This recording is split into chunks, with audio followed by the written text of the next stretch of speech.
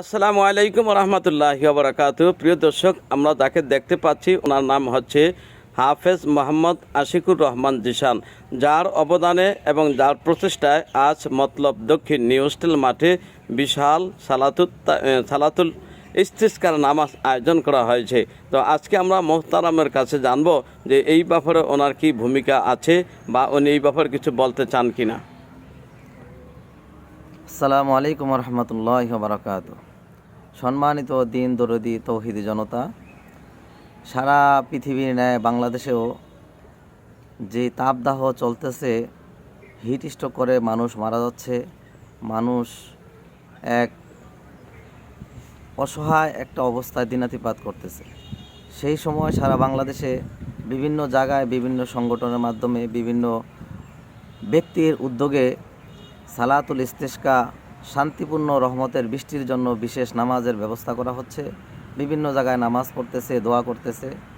তো তারই ধারাবাহিকতায় আমাদের মতলব দক্ষিণ ইমাম উলামা ঐক্য পরিষদের উদ্যোগে আমাদের মতলব দক্ষিণ উপজেলার মতলব দক্ষিণ পৌরসভার মাননীয় মেয়র জনাব আলহাজ আওলাদ হোসেন লিটন সাহেবের সার্বিক সহযোগিতায়, ওনার সার্বিক তত্ত্বাবধানে আমরা আজকে সকাল 9টায় মতলব ঐতিহাসিক নিউ হোস্টেল মাঠে আমাদের এই সালাতুল ইস্তিসকা অর্থাৎ বৃষ্টির জন্য নামাজ এবং দোয়ার ব্যবস্থা আমরা করেছি।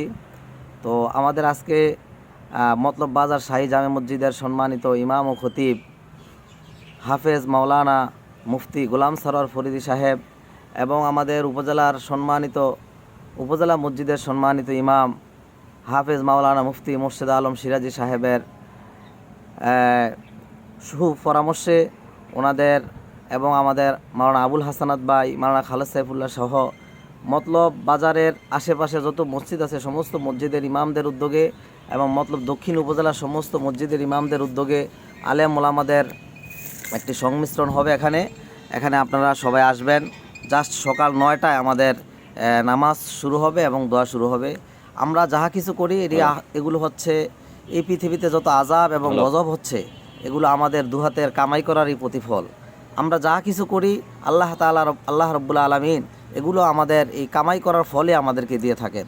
তো আজকে আমরা নামাজ এবং দোয়ার মাধ্যমে আল্লাহ তাআলার কাছে আমাদের জীবনের সমস্ত গুনাহগুলো ক্ষমা চাইব। আল্লাহ তাআলা যেন আমাদেরকে ক্ষমা করে, আল্লাহ তাআলা যেন আমাদের উপরে রহমত দান করে। সবাই ভালো থাকবেন। সবাই জাস্ট সকাল 9টায় আমাদের এই নিউ হোস্টেল মাঠে নামাজে এবং দোয়ায় শরীক হবেন। আসসালামু আলাইকুম রহমতুল্লাহ।